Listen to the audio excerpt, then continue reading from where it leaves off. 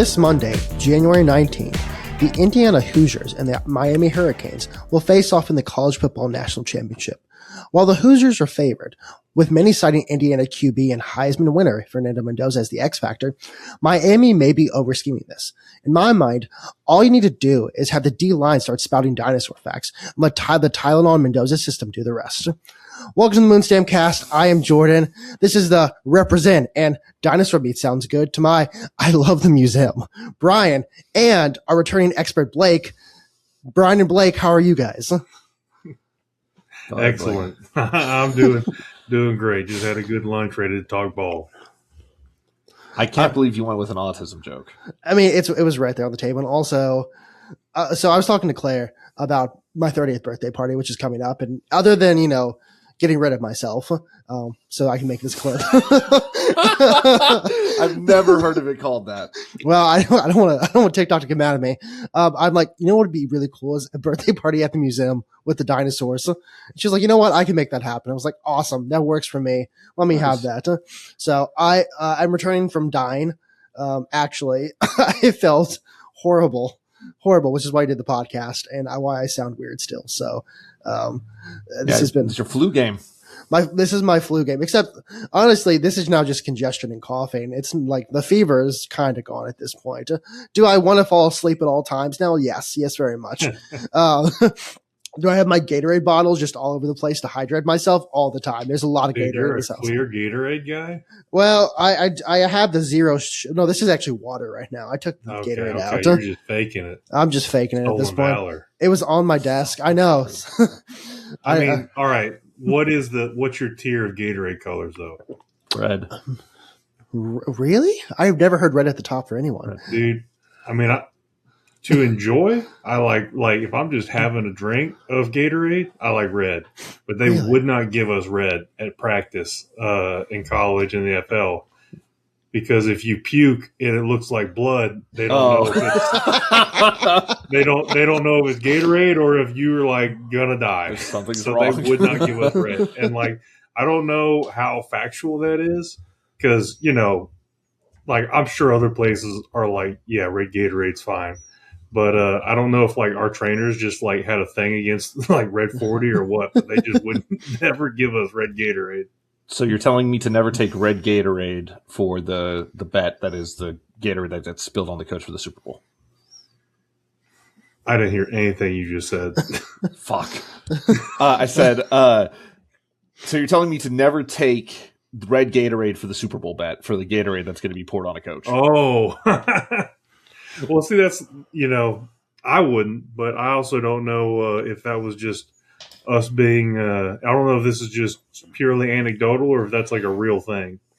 Did you ever have a guy who was like a trainer or something like that, who was incredibly interested in getting the perfect mix of Gatorade, just experimenting? Yes. Okay. And they were almost always. So in college, it was the student athletic trainers, and we almost always poached them to be the permanent O-line trainer. We're like, hey, cold water all the time, and we need the perfect mix. And if some of the other guys come in here requesting purple, don't listen to them. we're not doing purple. This is a strictly orange, green, or blue operation. Is purple because of TCU? I mean, I hate TCU with a burning passion, but also I just don't like grape stuff. It tastes like medicine. Dude. I used to be like you, but then I had a grape slushie from Sonic, and it actually turned me around. I just don't like the color purple in almost any form. Zucchini? No, that's right. At my my birthday party in middle school, you got really mad that we were going to order fried zucchini at the Italian restaurant. I mean, zucchini's green, but eggplant, zucchini, everything everything in the squash family, kind of out on. I'm coming back in on butternut squash. My wife and baby really like butternut squash soup and all that, but mostly it's just fun for me to bust out my big knife and cut it, and it barely makes a sound. But that's we're not talking about ball anymore. We brought Blake our new meta. Barbecue brawl, ball, same thing, really. Our new meta for this podcast is for the first 15 minutes, we just talk about nonsense. We've given up making this a sports podcast. My goal is one day for someone to listen to this and see a clip and be like, what is this sports podcast about? And that's all I hope in life. It's like our Johnny Cash talk where people still comment how angry I they got are. so much shit on the internet on TikTok for that. I said I didn't know that Johnny Cash covered 9 Inch Nails for the song Hurt. I thought that was Johnny Cash's song and 9 Inch Nails covered him. And we talked about that on a pod, and there was a whole bunch of fucking Gen X just jumping on me, being like, these kids are so, like, they must not have been born before 1990. Correct. Yes, factually correct. And then also they were just really mad about, like, you guys don't know music. I was like, I don't fucking like 9 Inch Nails. Yeah. It's that, and then the guy who commented about if the Texans had a bad defense, you guys wouldn't be a good team. Huh? And so therefore you can't. No shit. Yeah, no shit. Well, that's why the comment I made was, if my grandmother had wheels, she'd be a bike, which is a reference to that show in England. But all that said, Blake, Brian, did you have something to say? No, we're doing what we always do. I mean, that's the fun of this. So welcome back, Blake. We're glad you're here. We have some questions for you, mostly about football. I don't know if we have anything else. I have one about TikTok, kind of. I have a secret question. You have a secret? I'll ask at the end of the interview. Okay. Blake, I will tell you this. This is the second time on the podcast. You will always get a secret question that I will not tell you until the end of the podcast. Yeah. Okay. And this is a 3-part deal. Okay. Brian, I don't know if you want to talk about the Texans or the college football playoff or what first. We can start with the Texans. Blake, you have a lot of experience, obviously, since you were 4 or 5 Pee Wee football until you were 23, 24. Do you think that this defense, after all the football you consumed, can drag this shit show of an offense that is now going to be missing Nico Collins for the Patriots game? Do you think this defense is good enough to drag this offense to glory? I mean, through the Patriots game, yes, I do. The defense is just so fun to watch, and it is so fun to have just like a bunch of absolute attack dogs on defense. Like, and we're not disguising anything. We're just lining up and hitting people in the mouth, and it's awesome.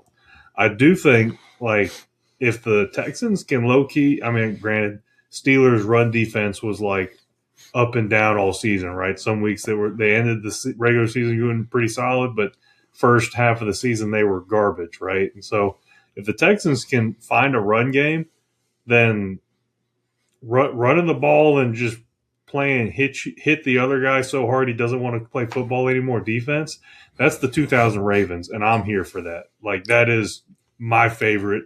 It's the most boring flavor of football, but it's my favorite when it's my team doing the punishing. A follow-up question, because you mentioned the 2000 Ravens. If anyone on the Texans defense, you had to pick one whose friend definitely murdered a guy in a nightclub, who do you think that would be? I'll tell you who it is, and it's not Jalen Petrie. That boy's squeaky clean. You don't have to answer this question for the record. I don't know who I'm throwing under the bus. Well, again, if Alshire, right? Well, yeah, actually. I mean, he almost murdered Lawrence. Who? Good. Trevor Alshire almost killed Trevor Lawrence. The guy who gets suspended all the time for trying to fight people on the field, which, like, you get. Listen, if we're going to be the 2000s Ravens, you got to have at least one of those guys. There has to be at least one. Math checks out. Math checks out. Realistically, we're missing maybe 2 or 3 more, but I'm okay with one. I'll take one right now. Yeah. It's a new era. It's the PG era of the NFL. No gun celebrations on the dances. What happened to this country? It used to be a real country. God, it's my favorite. Every time we bring this up, it's my favorite gif. There's a gif of a defensive, or I think it's a D2 school, and this guy, the dude who like broke very slowly. Yeah. And the ref's just staring at him like, "Don't do it." And then he just goes like that. And you see the ref's shoulders literally go. Or the one where old buddy, catches a touchdown or something, and then does the home run, and then immediately whips out the piece and airs the scene out. Yeah, I still think John Morant. You had a good celebration, and then you freaking unloaded the clip. I think John Morant's the king of it though, because he did The grenade. pump shotgun into crowd, and then he did grenade into crowd, which is insane. That's Memphis. It's Memphis. And also, Ja is actually one who's been on video with guns, so he lives his truth. Yeah. You mentioned the Texans needing a running game. How much do you think this team would be different if they had a star running back like Joe Mixon that has not played this year at all? You know, I think the O-line is a lot better than people were expecting after we lost Laramie Tunsil and someone else who I cannot remember at this point in time. Green, one of the Greens. Kenyon Green. On paper, the Texans offseason for O-line, it's like, oh, we're giving up. And this O-line wasn't like super high performing last year, right? And they have exceeded expectations. Now, have they been like a top 5 O-line? No. But if they can run the ball consistently, then I'm kind of all in on like the combo we have with Chubb and the rookie whose name I always forget, but he has a season-ending injury every single game and then comes back. Yeah, we got Woody and Chubb. Yeah, Woody Chubb. I'm fine with that. I'm fine with that combo. Like Mixon's a good running back, but I think the offensive line consistency would be a bigger indicator of success than having like a different guy back there running the ball, right? And it's like that just goes into the consistency in the passing game, right? Can CJ be efficient? Can we work some play action? Can we like work mid range so that they're not just stuff in the box? And you know, after last week, I'm hopeful that we've got those jitters out, and we just need to have like efficient quarterback play, and I think we can really be a weapon, right? We don't need Josh Allen heroics and all this stuff. We just need maybe a step or two above Trent Dilfer. We just need 17 points realistically. That's all we need. Give me 17 points. Like every team that's had Aaron Rodgers for the last couple of years, they're like, hey, Aaron Rodgers can get you 20 points. Like the defense is going to cook. We just need 20 points out of Aaron Rodgers. Nope. Oh, to answer, you posted a question on our Instagram of why do you think Saleh deserves a second chance? Yeah. I just like the guy. I like the guy. Yeah. I don't like Aaron Rodgers. I think he got screwed in New York, and also the Jets as an organization is, I mean, just where you got to die. Well, I have no doubt that the Jets as an organization is like just it's not conducive to winning football. I don't. You know how hard it's got to be to play in New York. Like both those franchises are hot garbage right now. The Giants at least have some pedigree, and if Harbaugh goes in there and he's going to bring out the old Tom Coughlin, type stuff. He's like, I think they have a chance. But I'll tell you what, I wouldn't want to play football in that city. But I am an Aaron Rodgers fan. I agree that the Jets was just an absolute unmitigated disaster. But I don't know enough about Bob Saleh other than I like him as a defensive coordinator and I like him trying to fight people. The guy, like, just if he is going to be a head coach, I want him to be like the Ravens owner. Don't give that guy the mic ever. Like, okay. At least the Ravens owners knows what he's about. He's electric on the mic, but he's not like he doesn't want to be the source of attention. But Saleh, it's like every time that guy talked on the mic, I was just like, dude, you're making it worse. So I got 2 questions for you.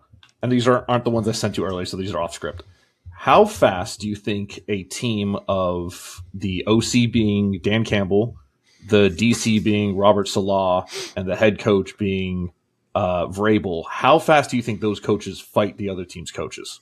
I was going to say I don't know if they make it out of training camp without fighting each other.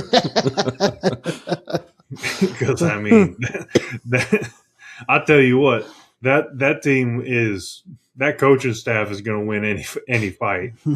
But I don't know if they make it out of training camp. But holy crap! I mean, that would be a dream lineup. I wonder. This is totally off script. I wonder if there would ever be, and there would never be, but like a hypothetical chess boxing tournament between all the head coaches of the NFL. Who would win that? It's got to be one of those chess boxing. Yeah, it's where you play chess and then you box. You play a round of chess and you box for a round. You play a round of chess and you box for a round. It's a very legitimate. I would have to, I would imagine for some reason I feel like Andy Reid's good at chess. I don't know why. Just soul read on that one. Win the boxing. He's not going to win the boxing. I'm not saying. I mean, he steps in the ring. You remember when you could like punch? D'Amico, actually. He could win. Is he good at chess? I don't know. I would take him in a fight. Like I like D'Amico. He's like I think D'Amico and Dan Campbell are both like secret. Like they're good at like moving the pieces around. I think D'Amico, because he doesn't disguise anything, like he'll have that like people will underestimate him, but I think he's got it in him. I think he doesn't disguise defense because he doesn't need to disguise the defense, right? No reason to. And so, I those would be my sleepers. I don't think Vrabel gives a shit about chess. He's just going to rip a cig and just wait on the boxing round. You could win the chess. I don't give a fuck. I think McVay might just try to like outlast people. He's probably good at chess, and he's just going to be like Floyd Mayweather in the ring, not get hit. Yeah. Well, at least he can read. You brought up Vrabel and brings up an excellent question I have. It's about TikTok somewhat. You played on the offense for all of your career. Yeah. The offense, Brian, you'll see where this is going. The offensive line, you played with many different quarterbacks. Let's say the quarterback on your team, his wife was posting great get ready with me videos, day in the life videos, baking videos, meal prep videos. Would you say that would give you a competitive advantage over the other team? And this is, just a general question going to the Texans Patriots game. Considering how many wives are doing that, I would take the Drake May Mary Bakemas thing over pretty much all the look at how hot I am in my Gucci whatever clothes, right? So there's definitely it's just hard to talk shit about wholesome and not feel like the asshole at the end of the day. So I'm down with it. Plus, I like baked goods. I get nice with it in the kitchen. So I can correct. I think I'm probably at a higher level than Miss May, but oh my, this is dawn of the Baylor Meat Mafia. I mean, just talking about bread, dude. I'm breaded up. Dude. I got my bread up. Listen, I need to get the yeast starter. This is a big and Michael May podcast. We're big respecters of her. We call her the Queen of the North here. So that's a mighty claim. But at the same time, I have tasted your bread. I do love the trend it's taking where the entire region is just this is our new queen. We will protect her. Please tuck Drake in and give him a kiss goodnight. Giselle never made us bread. Yeah, those kill me. Speaking of, we were talking about Texans and Patriots. I had two questions about that. One, the Patriots assigned a player that the Texans waived, a defensive player. How obviously it's to get inside information. Let's not kid ourselves. Oh, this man was so talented. Suddenly we want him. How much can that affect a game? Well, I don't know the specifics of it because I don't know how long he was on the Texans. But if he was someone that they had tucked on their practice squad all year, probably is a pretty good player. And he's just probably young. And the Patriots are definitely – sorry, every time I think Vrabel, I still think Titans. Vrabel is definitely just doing a little Belichicking it. Godly. He's acting like Belichicking it? I was trying to say Belichickianism, and I just really got screwed up on that N-ism or whatever. But yeah, he's picking the guy up, and their signals are going to change every week, and the defense for the Texans are already not disguised. So I don't know how much they're going to They're definitely going to bring the guy in and grill him, right? I don't think he's going to get a ton that they don't already know from 18 games worth of tape and all the other scuttlebutt that goes around the coaching circles. The signals are going to change. Half the signals are probably already known. A lot of it is going to be on the field communication anyway, not really getting the signs in from the coaching staff or whatever, because they radio it into the middle linebacker. So I wouldn't be overly worried about it. He might from playing, I assume playing scout team defense against the first team offense, he might have some good info there as well. But again, the Texans offense hasn't blown anybody out this year anyway. So, I think it's an interesting tidbit to footnote. And if the Patriots come out and do something crazy or have an answer for everything, it'll probably get more credit than it deserves. But I don't think it's, in the end of the day, it's like a super unfair competitive advantage or anything.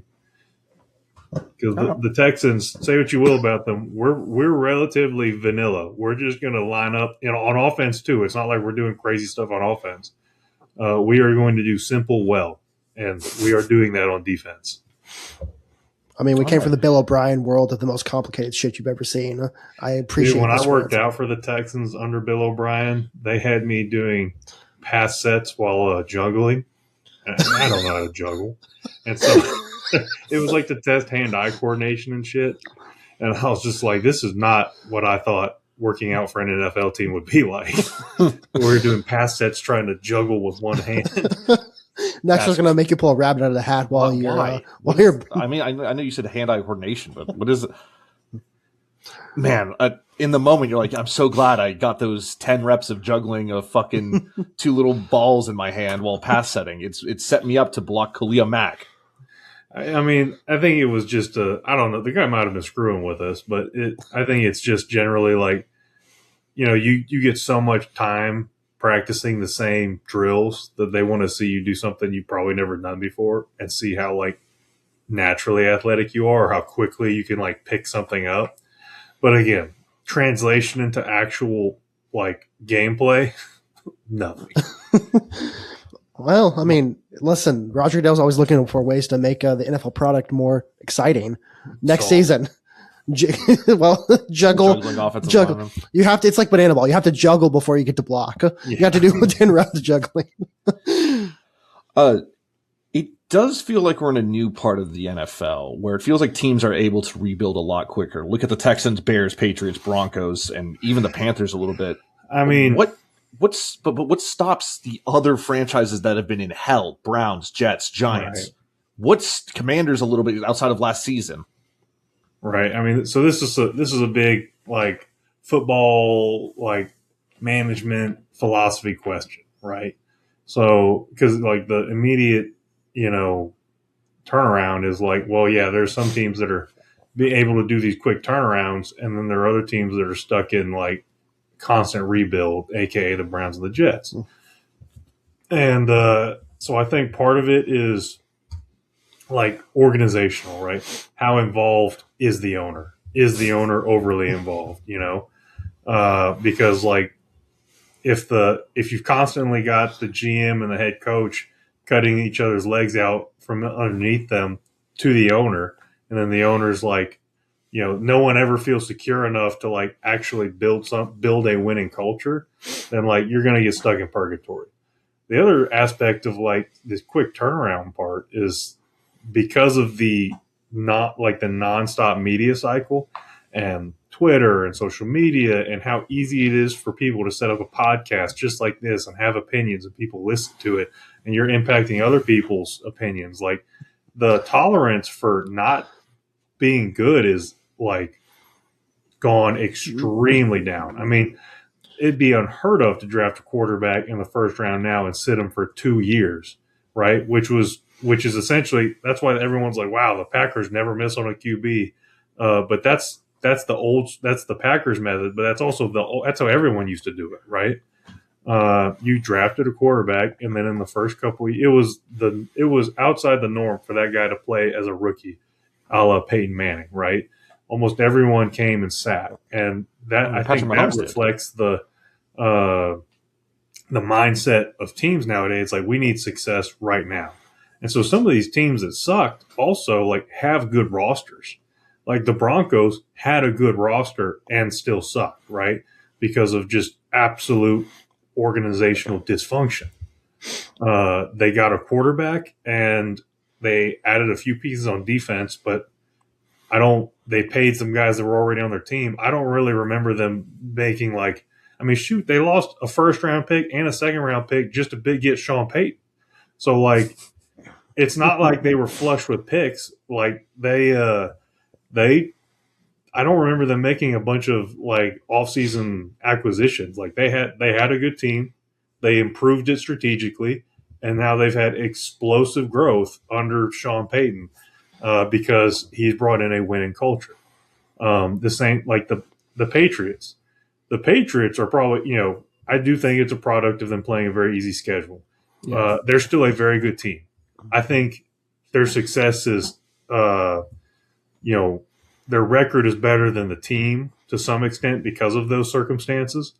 But hey, like you brought in a bona fide organizational winner in Mike Vrabel, an unadulterated alpha who has been given the resources to build it in a way that he sees fit, and it has worked. And they have a talented roster, and they've got a buttload of money to spend in free agency as well. They got cap room. So, like, the Patriots are going to be a problem, right? The Patriots are back.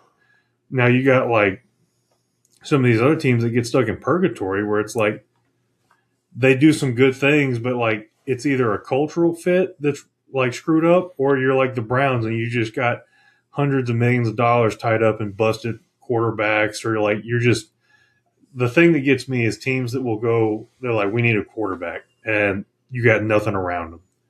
And that's the Jets story. They go draft quarterbacks like nobody's business, and then they just break them because they got no offensive line. Their defense is sometimes pretty good, sometimes whatever. They fleeced the Colts on that Sauce Gardner deal, so they do have have picks coming up. But like, it's to me, I just think the setup media cycle has indicated like, hey, we need people are the Steelers. They part ways with Mike Tomlin, and like Steelers guys are like fans are kind of like, hey, let's tank, let's finally draft a QB, but like you only get 1 year of that, and then they're like, we're the Steelers, we can't be finishing last in the AFC North, like so the pressure to find that guy at quarterback if you already have a team or develop a team is immense, and some teams. It's gimmicks. It's like the Dolphins. They had a complicated offense, and they could score a lot of points, and they were mismanaged as hell through like the GM. They're in cap hell, and then they have some injuries. The offense is maybe like it's the third year with the offense. It's not as flashy anymore. People are starting to figure out they barely got close to 500, right? Now McDaniel's done.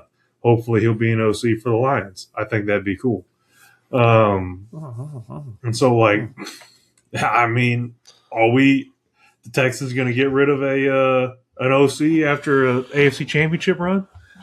Well, we got to make it there first. We got to beat the Patriots. I'm sorry, I'm already scheduled or writing in that dub for the Patriots, but still, like so it's to me, I think good organizations like will win out, right? So like, and a lot of time that means the owner hires good people and then doesn't get that involved, right? And so I think you're seeing it with Tepper. Tepper had his hands in everything, and now you stop hearing Tepper's name, wins start coming in, right? And so like it starts from the owner and it trickles down. I think a big part of it is you have to have some level of patience. But right now the expectation is not like, hey, this is our 3 to 5 year plan. We're going to be ramping up towards being a good team. It's you got 2 years, bud. And if we don't see significant hope for the future in 2 years, you're toast.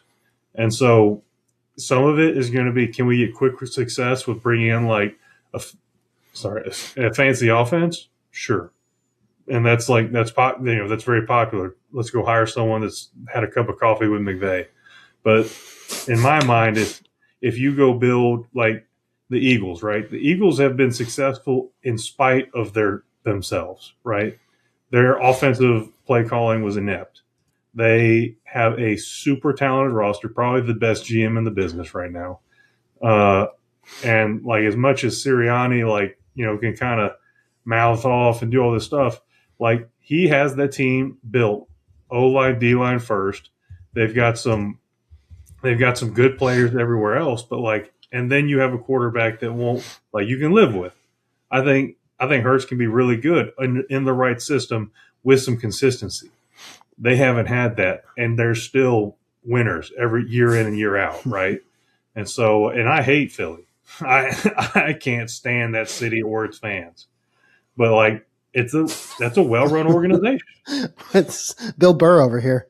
Tend to agree, but I've got a soft spot for Jalen Hurts because of Alabama and because he when he was in Philadelphia during the Philadelphia Astros World Series, he was wearing Astros hats. Well, yeah, he's from the Houston area. He's from Dickinson, around around Houston. Yeah. I mean, that's Houston basically. We claim that it's ours. We claim it. It's ours. I got a couple quick hitters for you if you don't mind. What adjustments have Miami made to suddenly just turn it all on, man? They've rocked this playoffs. I don't think they've made a bunch of adjustments. I think they have just become more consistent, right? They almost look as good as they did week one. Almost. Right. I mean, Mario Cristobal is like a dog, right? Copium. I really like Cristobal, and I think they're just like, hey, we're going to play we're going to be a tough physical team. We've got hella athletes. We're going to line up and we're going to run it. And like they got to that like later part of the season where they like had some hiccups. Like I think, they have persevered through that and they are playing up to their talent level, right? And they are playing like, relatively simple, aggressive football. And I think that is a recipe for success when you just have an extremely talented team. The goal is not to beat yourself, right? In the NFL, like the talent difference is much, much smaller, right? To a much smaller degree than you'd have in college, right? Now, this is college football playoff. Everyone's talented. But like Miami's got some dudes. And I think they're playing Miami football where it's just, hey, we got athletes. We're going to let the athletes be athletes, and we're going to hunt you down on defense. We're going to play physical. And I think they got the perfect head coach to do that. So, like, I don't think they made a bunch of adjustments. I think they've just been more consistent. And I think that's one of the cool things about the playoff is that you're getting a chance to highlight that, right? A team can have, like, 2 bad weeks during the year and not be completely hosed because of it. Not everyone gets a chance to show off. Not everyone can only spare 2 bad weeks. But I think it's better than if you just say, hey, this team, this game is the national championship, and Miami goes and plays someone random in a bowl game, and then you're like, well, that was it.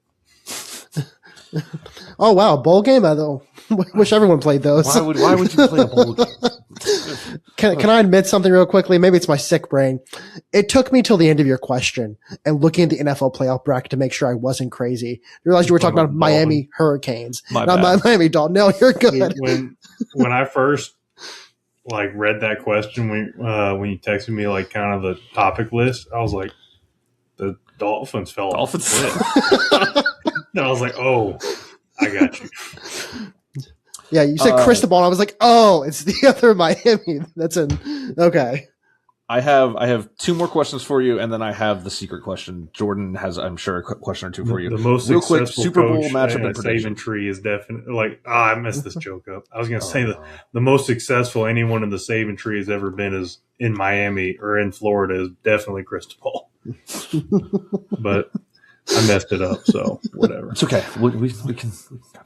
We can cut it and mash it up to make sure it lines up in that.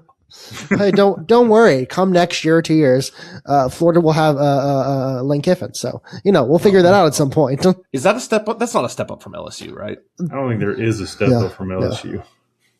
Maybe, from a talent and money standpoint, I don't think there is one. I don't think so either. Alabama maybe. If he gets the Alabama job, I don't think Alabama has the same resources. Alabama's more Saban than anything. Like I think recently, I should say. I think from a standpoint of money, like going into the football program, I don't know if Alabama is at the same level as LSU is right now. It was something I was reading. I don't remember where. I'd have to cite my sources, but I think that's what a lot of Alabama fans are. People are saying Alabama fans are mad because now that paying players is legal, the playing field for some of these other big schools is getting elevated above a level where Alabama they're not in the top 5 of that category anymore, so they're not getting every 5-star recruit. To be fair, there's a world where like the University of Utah becomes a destination not too long because they have that private. I mean, to be fair, everyone could sign that private equity deal. Someone could sign with the Kingdom of Saud. Like Saudi Arabia is like this close probably to signing some contract with somebody. You look. The Big 12 Conference took on a private equity deal. Like it's getting pretty. It's getting professional football too, right? Actually, no, it's not. Actually, it might be worse than professional football in terms of money because at least with professional football, it's like owners and you have Roger Goodell who you have say a which. structure. Yeah, you have a structure. Central power of authority, and then you have structure around it. Yeah. That was TWO, not TOO. That too. So I was saying that this is the sequel to, we have 2 professional footballs now. No, I was saying like it's going to be a different kind of professional football just because there is no regulation right now. Like until the NCAA steps in and says, hey, you actually can't sign a deal with private equity. That's insane. Why would you do that? It's like how Chicago sold their parking meters to like Qatar. It's going to happen. And do you not know the story, Brian? No, I do, and it shocks me every single time, and I react the same way because it's the most asinine, insane fucking thing of all time. Yeah, someone's going to do that with their program somehow. I don't know how they're going to do it. There's going to be some AD somewhere who goes, "Hey, I just wanted like $1 billion. That'd be super cool."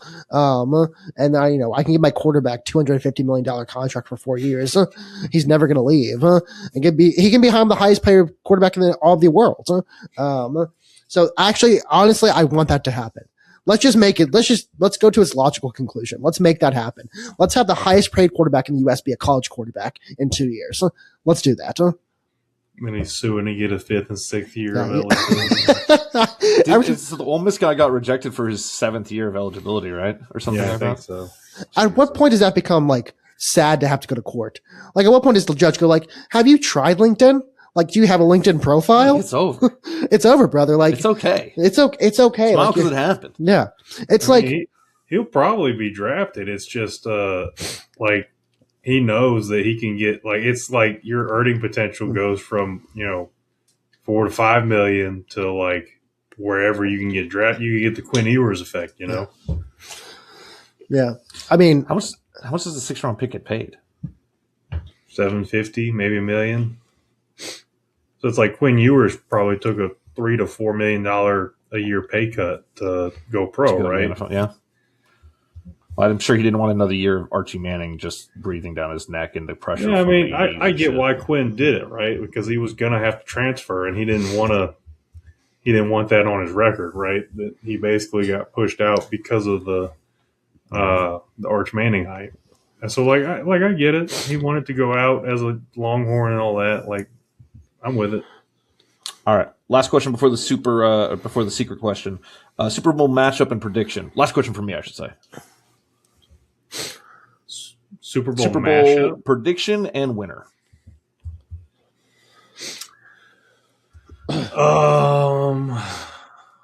Let me see.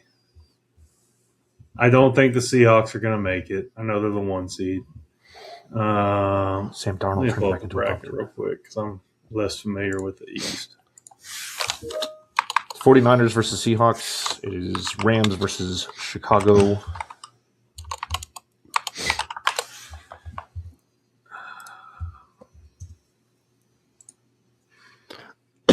No, NFL.com. Show me the bracket. That's actually me, Miami. Here we go. I'm just stupid, Brian. It's not your question. I'm just stupid. I should have said Miami Hurricanes. No, I mean, who cares? It's all the same to me. It's Yeah, the East is tough. I think the East. I think San Francisco has a real opportunity to upset the Seahawks. I just don't trust them coming off a bye, And then I think you get San Francisco and the Rams. I think the Rams are going to win that.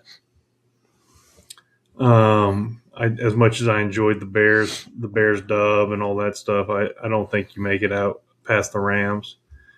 So I'm gonna go with the Rams.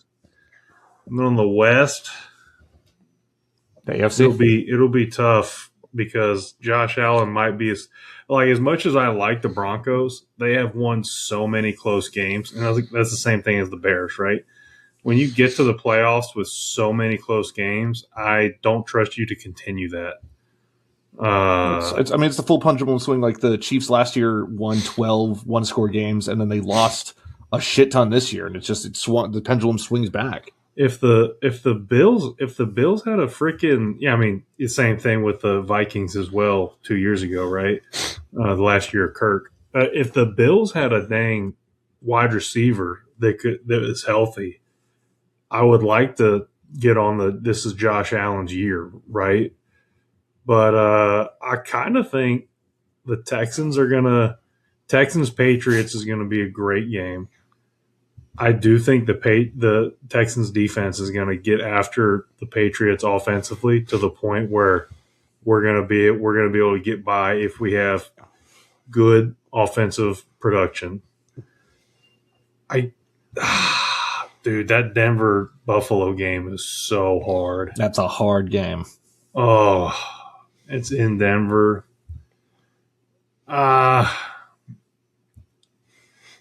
Josh Allen effect, but Sean Payton's a better coach than Mike McDermott, so I'm gonna give it to Denver. And then if the Texans clap the Patriots, then I just don't think Denver's gonna go all the way, man. I think they're very good, but I just need to see more offensive consistency out of them. Like they've slid by. So like in my gut, I feel like I think they're not going to make the Super Bowl. So,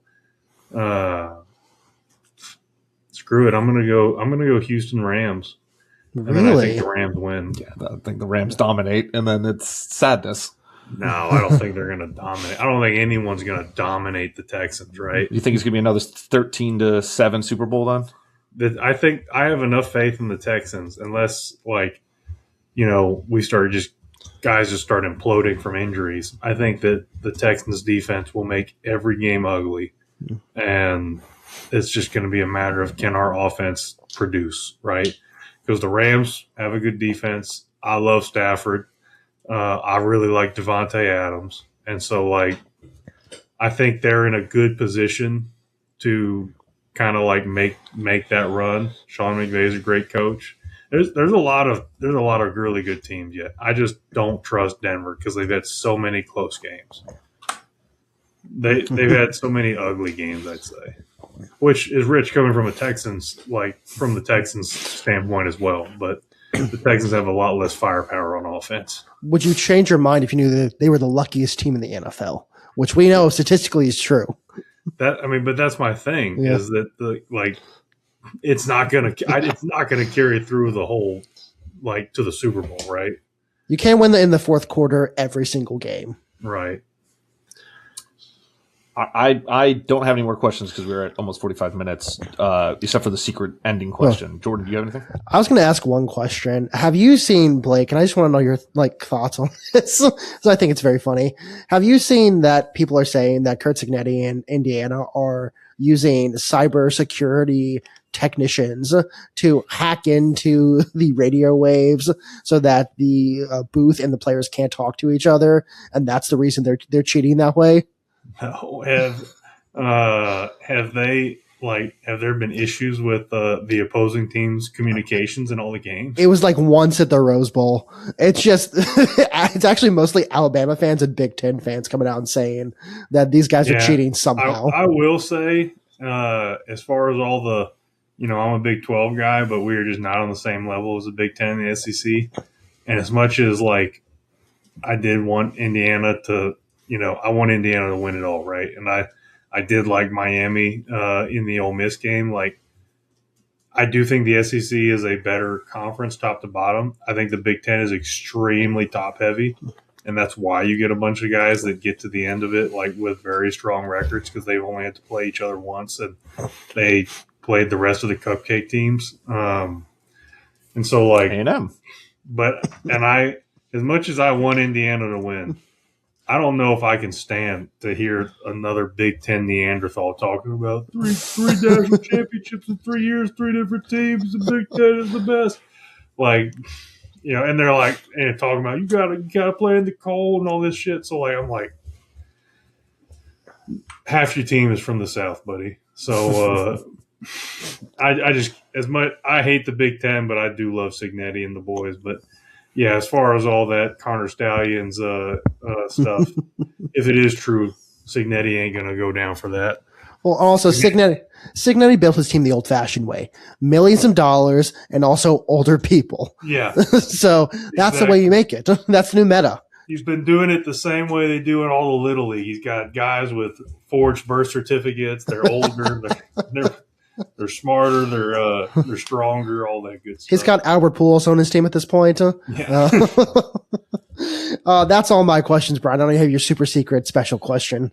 All right, Blake. I have to hit you with one of these every single time you come onto our podcast. Okay. You played with a lot of offensive line units in your day. A lot. Yeah. But there was something clearly special about the interior offensive line in the 2013-2014 Clear Lake Falcons football team. What makes a unit click like that? The center and 2 guards. A lot of shared meals.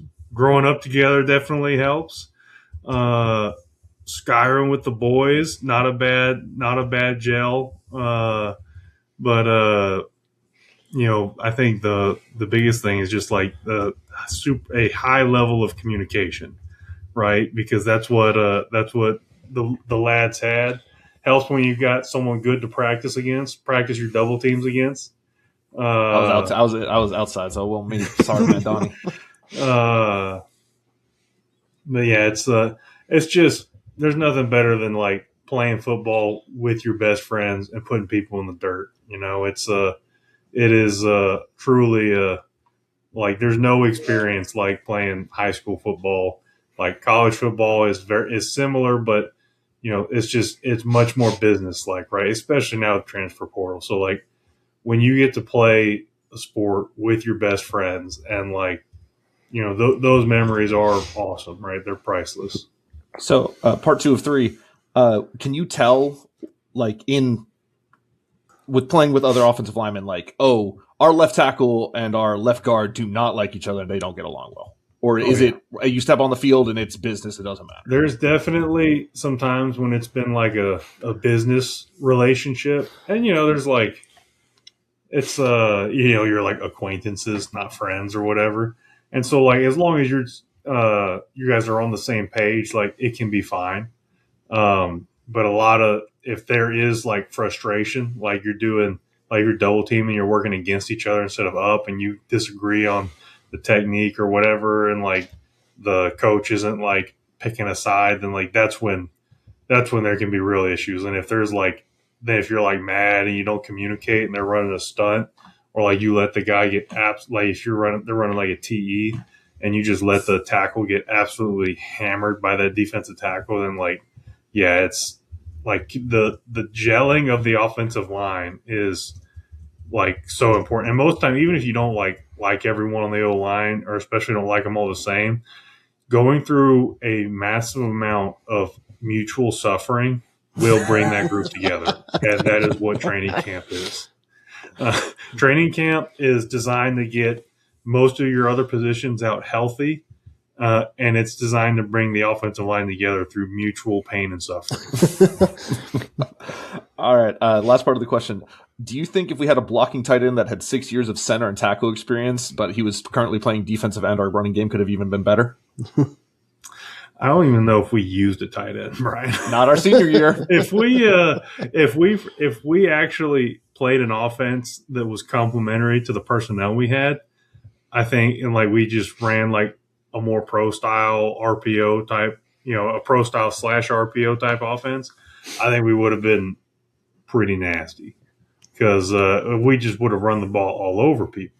We still ran the ball all over people, but like it was from straight shotgun RPO, and I hate that offense. Even though I did it in college, I did it in high school, I just hate how every dang run play is the exact same, and it's just, you dress it up a bunch of different ways, but then it's handed off to the running back.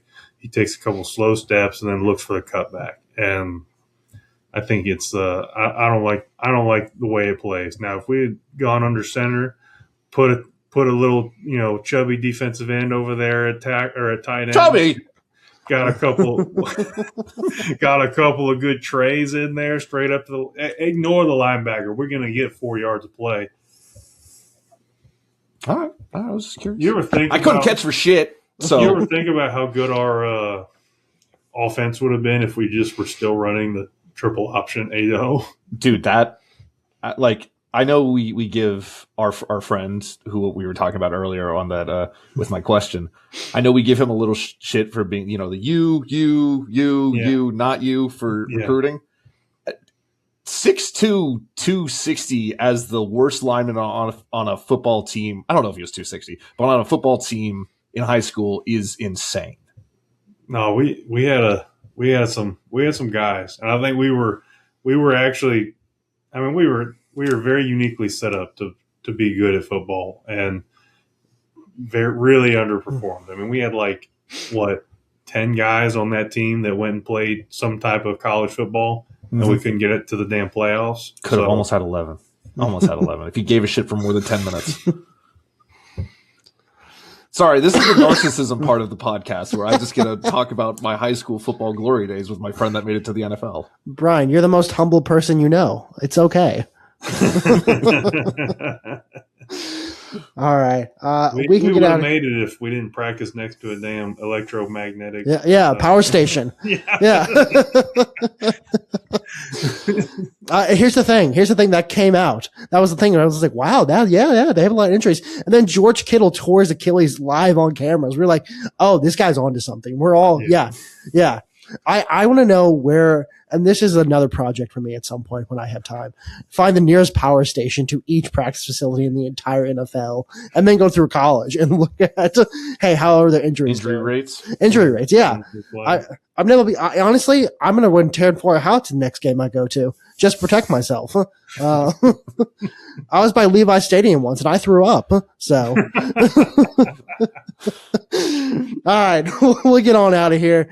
Brian, Blake, thanks so much for being here today. It was a wonderful time talking to you. Sorry, Brian, made you relive college or high school football, except it was fun. Everyone loves it. No, it's training camp. I know. More than anything. I would have played high school football if I hadn't shattered my elbow, and also I was never going to anyway. All right, Brian, where can the people find you? You can find me across all social medias at Auric Polaris, AURICPOLARIS, especially on twitch.tv/Auric Polaris. We just finished Halo 3 on Legendary. We're playing Halo ODST, and I'm still throwing my body at the gargoyles over and over and over, and I refuse to learn, adjust, or level up in Elden Ring. Damn, you still not past the gargoyles? Shut up. I've only tried twice since we first talked about this, by the way, and both times have been disasters. Why are you telling the people you throw in your body there? Like, you need to be doing that once a week. Okay. The throwing my body in there is I'll do a stream and it's 60 to 70 deaths, Blake. My body's I have corpses all over that place. All right. Have you gotten to the second gargoyle? Yes. Okay. No, I have one where they've got about that much health on the second gargoyle, and I got poisoned, and I didn't have healing, so I had to charge at him. And as I'm swinging, the poison activated, and I died. And you go, ah! And then you take what's your build? Caveman, strength, hit things with big stick. Yeah, love it. Yeah, hit things with sword, carry shield, 'cause pussy. That was my first run as well. Are you mid rolling though, or are you fat rolling? No, I'm mid rolling. Fuck fat rolling. Okay, I was gonna say. Listen, Blake, if you want me to stop him, I can. I'm the member of the board, member of the Auric Polaris Twitch board. Longest subscribed. Connor just subscribed last night, resubscribed, and he's over 6 years. I was like, why? I think that is so much money just for you to. Take a $5. Why don't you just take a $5 bill on a lighter and go outside every month and then just light it on fire? I'll just bring you $5 instead. It's funny. Twitch doesn't get their Twitch doesn't get their cut. So take that, Bezos. All right, I found me at Jordan Stotts, by the way, on Twitter and Moonsham Sports across all platforms: Twitter, Facebook, Instagram, YouTube, and TikTok. Brian, again, thanks so much for joining us. Please like, share, subscribe, rate, whatever you can do, wherever you're listening. We will see you next week. Yeah, and also Blake, thank you for joining us. Love you guys. Let's have a weekend. Hey, we only have 8 football games left, and we're burning 5 of them this weekend. So let's appreciate it. Ooh, that was a stat. That was a stat I didn't like. Hey, I got to bring awareness because you got to appreciate every single one. Hey, come on. The XFL starting up soon? I have so much better things to do with my time. Like gargoyles. All right, see you guys later.